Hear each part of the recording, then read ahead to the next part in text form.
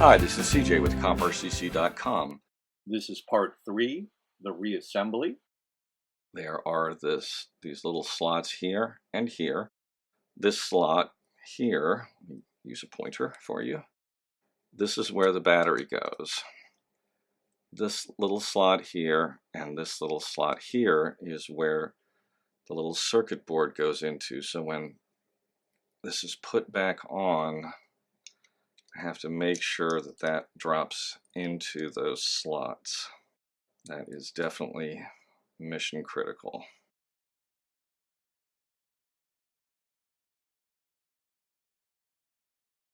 This isn't really held down. It kind of just sits in there.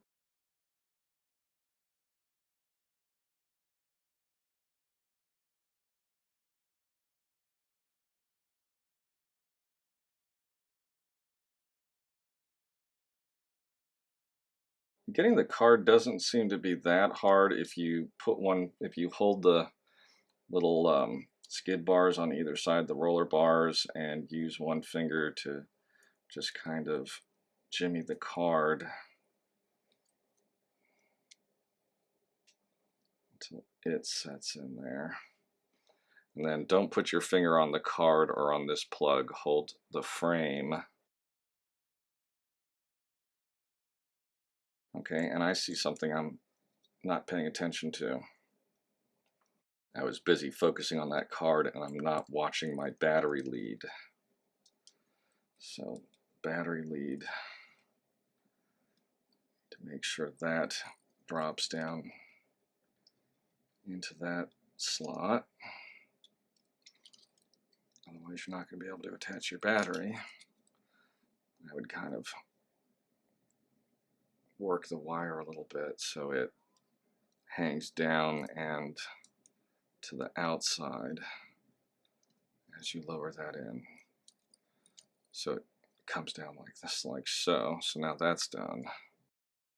Okay, now circuit board adjustment.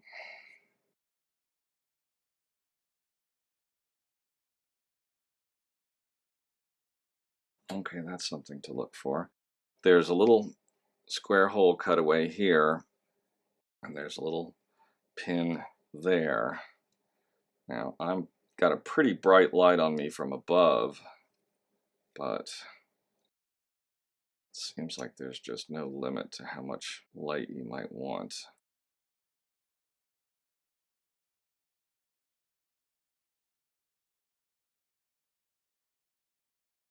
Exhaust just popped off.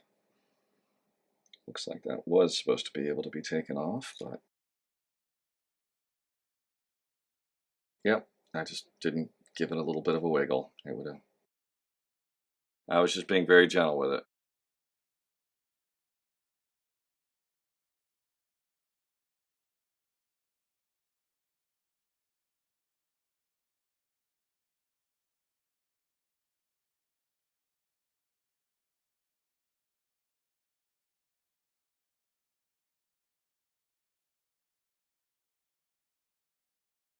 Really shouldn't be this hard. It is a little trial and error, but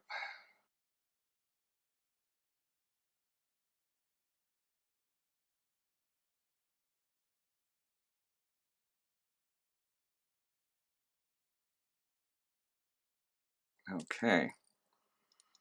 Fairing is back on. It was a real adventure. Wires are in place. Always make sure everything's where it's supposed to be, nothing's pulling. Like I said, the circuit board just kind of floats here.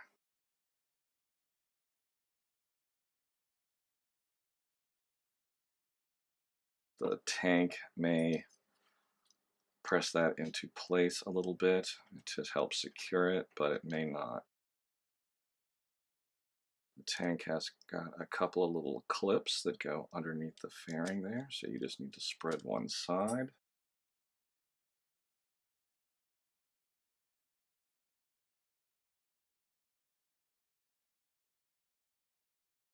Okay, as soon as it went in on one side, it pops out on the other.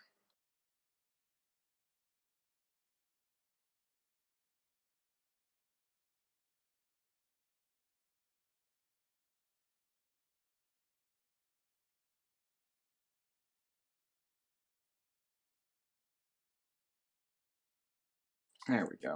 It's hard to get the screws lined up sometimes because you can't see through there, you can't see under, you can't see around. And there's a lot of black plastic which hides detail. Gas tank second, seat first.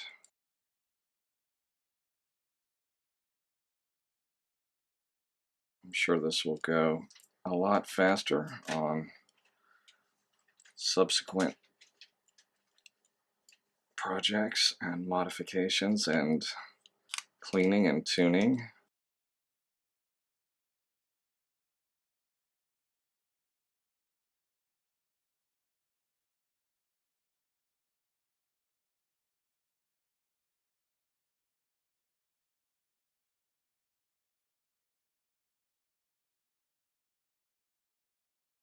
It helps if you put your fingers on either side of the fairing so you can give these little tips here a squeeze. They need to slide into either side of the fairing there.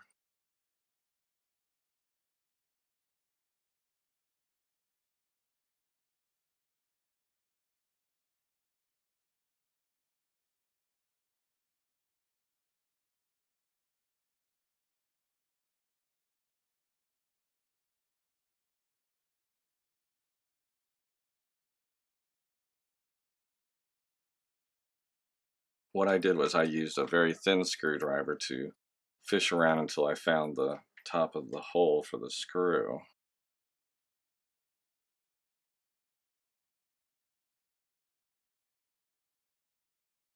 And then leverage it back just like a fraction of a millimeter until it clipped itself into place. And there we go. Now the gas tank screws down. All the parts seat together perfectly. Everything is tight. Battery wire. No wires sticking out where they shouldn't be. Front forks got movement. Everything is looking good. So all the parts are on. Just need to finish the last of the reassembly. And as I mentioned, I'm going to put a little bit of black grease into these shock tubes.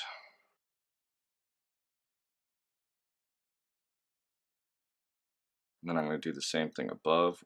Screws drop in from above because I want the heads of the screws to move up and down smoothly.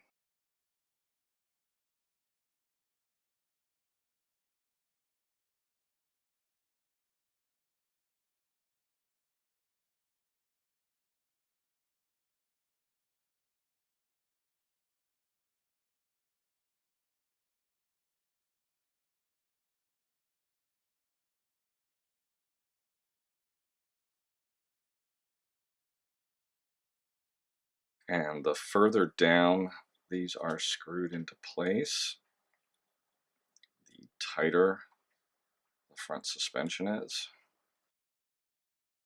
It doesn't directly affect ride height. There is no front ride height adjustment unless you loosen the bolts until the springs actually have a little bit of sag.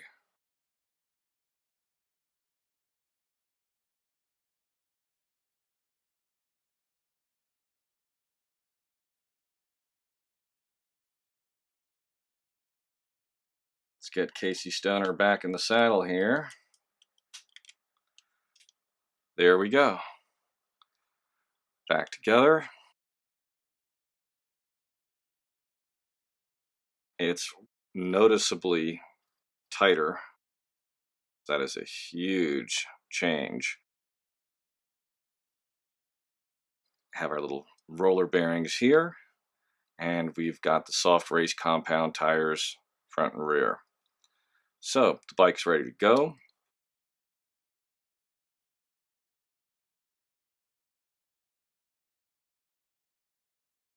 Well, that's all. Thanks for watching.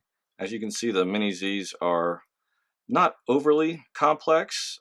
They're a little tricky to get some of the body work back together, but it is a marvelously designed and manufactured RC vehicle. It's really amazing the complexity and yet how easily it functions. The rear swing arm with the gearing, the miniature drive motor that makes these bikes go very fast, and of course the gyro that keeps them quite stable at very low speeds, and the detail, of course, on this Repsol Honda Casey Stoner edition is just beyond compare. So if you're interested in one of these bikes, I highly recommend it. If you're interested in something unique, but the Yamaha livery and the standard Ducati liveries don't really do it for you, you can buy the entire fairing and rider in either the Ducati or in the Yamaha in bare white plastic.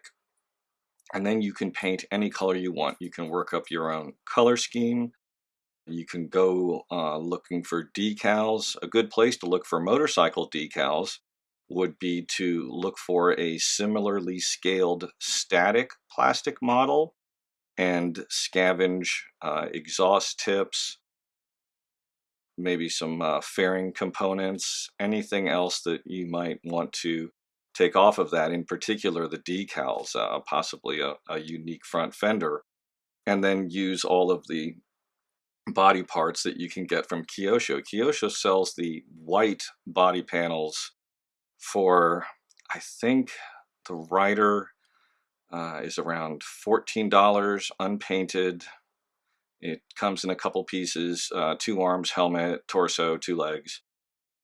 And then you can get all the body work for like $20. So for, I think it's about $35, maybe $40 at most, you can get the entire body in white with, you know, the clear plastic fairing, and then you could come up with your own design. You could, you know, go back to the days of Kevin Schwantz and Wayne Rainey, if you are familiar with the older years of MotoGP, and style your own bike after one of theirs, or do something completely unique. So enjoy yourselves, have fun, and get yourself a moto racer. You won't be disappointed with the investment.